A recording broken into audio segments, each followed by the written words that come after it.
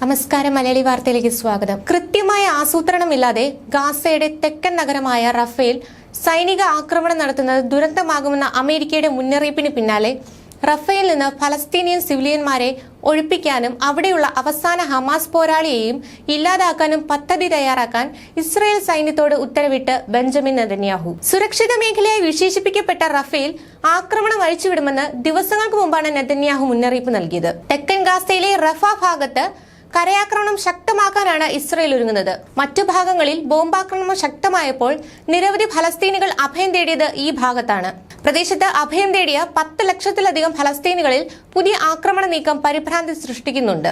4 Hamas ബറ്റാലിയനുകൾ റഫേലുണ്ടെന്നും അവർ അവിടെ തുടരുമ്പോൾ ഇസ്ലാമിക തീവ്രവാദികളെ ഉന്മൂലനം ചെയ്യുക എന്ന ലക്ഷ്യം കൈവരിക്കാൻ ഇസ്രായേലിന് കഴിയില്ലെന്നും അതിനാൽ യുദ്ധമേഖലയിൽ നിന്ന് സാധാരണക്കാരെ ഒഴിപ്പിക്കണമെന്ന് നെതന്യാഹുവിന്റെ ഓഫീസ് അറിയിച്ചു. അതിനാൽ ജനങ്ങളെ ഒഴിപ്പിക്കാനും ബറ്റാലിയനുകളെ നശിപ്പിക്കാനുമുള്ള സംയുക്ത പദ്ധതി ക്യാബിനറ്റിന് സമർപ്പിക്കാൻ ഇസ്രായേൽ പ്രതിരോധ സേനയ്ക്കും സുരക്ഷാ സ്ഥാപനത്തിനും നെതന്യാഹു ഉത്തരവ് നൽകുകയായിരുന്നു. ഫലസ്തീൻ തീവ്രവാദി സംഘം ബന്ദികളാക്കിയവരെ മോചിപ്പിക്കുന്നതും ഹമാസ് വിഭാവനം ചെയ്ത ഹമാസ് വെടിനിർത്തൽ നിർദ്ദേശവും നെതന്യാഹു നിരസിച്ചിരുന്നു. ഹമാസിന്റെ സൈന്യം ആക്രമണം തെക്കോട്ട് മാറ്റുമ്പോൾ ഗാസയിലെ ഇസ്രായേലിന്റെ സൈനിക പ്രചാരണത്തിന്റെ കേന്ദ്രമായി റഫ മാറുകയാണ്. റഫയിലെ ഡോക്ടർമാരും സഹായ പ്രവർത്തകരും പ്രാഥമിക സഹായം നൽകാനും രോഗങ്ങൾ പടരുന്നത് തടയാനും പാടുപെടുകയാണ്. ഒരു ഭീമാകാരമായ അഭയാർത്ഥി ക്യാമ്പിൽ ഒരു യുദ്ധവും അനുവദിക്കാനാവില്ലെന്ന് നോർവീജിയൻ അഭയാർത്ഥി കൗൺസിൽ സെക്രട്ടറി ജനറൽ ജാൻ എഗലന്റ് പറഞ്ഞു. ഇസ്രായേൽ പ്രവർത്തനങ്ങൾ അവിടെ വ്യാപിച്ചാൽ രക്തകലുഷിതമാകുമെന്ന് മുന്നറിയിപ്പ് നൽകി. ഫലസ്തീൻ ജനതയെ അവരുടെ ഭൂമിയിൽ നിന്ന് കുടിയിറക്കാൻ ലക്ഷ്യമിട്ടുള്ള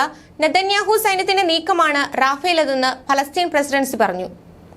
ഈ നടപടി മേഖലയിലും ലോകത്തും സുരക്ഷയ്ക്കും സമാധാനത്തിനും ഭീഷണിയാണ്. ഇത് എല്ലാ ചുവന്ന വരകളെയും മറികടന്നുവെന്ന് ഇസ്രായേൽ അധിനിവേശ വെസ്റ്റ് ബാങ്കിൽ ഭാഗിക സ്വയംഭരണം നടത്തുന്ന ഫലസ്തീൻ അതോറിറ്റിയുടെ തലവൻ മഹ്മൂദ് അബ്ബാസ് പ്രതികരിച്ചു. അതിനിടെ ബൈഡൻ ഭരണകൂട ഉദ്യോഗസ്ഥരും സഹായ ഏജൻസികളും മുന്നറിയിപ്പ് നൽകി മണിക്കൂറുകൾക്കുള്ളിൽ റാഫേൽ ലക്ഷ്യമാക്കി ഇസ്രായേൽ ബോംബാക്രമണം നടത്തി. ഇന്നലെ പുലർച്ചെയാണ് തിങ്ങി നിറഞ്ഞ റാഫേലെ ലക്ഷ്യങ്ങളിൽ ഇസ്രായേൽ ബോംബാക്രമണം ഉണ്ടായത്. യുദ്ധം അവസാനിപ്പിക്കാനുള്ള നയതന്ത്ര ശ്രമങ്ങൾ നടക്കുമ്പോഴും ഗാസയിൽ ഇസ്രായേലിന്റെ ആക്രമണം ശക്തമായി തുടരുന്നതിന്റെ സൂചനയാണിത്. ഇന്നലെ ആക്രമണത്തിൽ മധ്യ ഗാസയിലും റഫേലുമായി 15 പേർ കൊല്ലപ്പെട്ടിരുന്നു. ഗാസ ആക്രമിച്ച ഇസ്രായേൽ നടപടിയെ ന്യായീകരിച്ച US പ്രസിഡന്റ് റഫേലേക്ക് സൈന്യത്തെ അയക്കാനുള്ള ഇസ്രായേലിന്റെ പദ്ധതി വിമർശിച്ചു. ഗാസയിൽ ടാങ്കുകൾ പ്രവേശിക്കുന്നത് പരിധിവിടലാണെന്ന് സൂചിപ്പിച്ച ബൈഡൻ നിരപരാധികളുടെ ദുരിതം അവസാനിപ്പിക്കണമെന്ന് പറഞ്ഞു. എന്നാൽ റഫ ആക്രമണം ഒഴിവാക്കില്ലെന്ന് ഇസ്രായേൽ വ്യക്തമാക്കി. റഫേലെ ജനങ്ങളെ ഒഴിപ്പിക്കാനും ഹമാസ് സംഘങ്ങളെ ഇല്ലാതാക്കാനും സൈന്യത്തോട് ആവശ്യപ്പെട്ടതായി പ്രധാനമന്ത്രി ബെഞ്ചമിൻ നെതന്യാഹു പറഞ്ഞു. ഖാൻ യൂനിസിൽ നാസർ ആശുപത്രി പരിസരത്ത് 21 പേരെ ഇസ്രായേൽ സൈന്യം വെടിവെച്ചു കൊന്നു. പലസ്തീൻ റെഡ് ക്രസന്റ് സൊസൈറ്റിയുടെ ആസ്ഥാനമായ അൽ അമൽ ആശുപത്രിയിലും സൈന്യം കയറി. ന്യൂസ് ഡെസ്ക് മലയാളി വാർത്ത.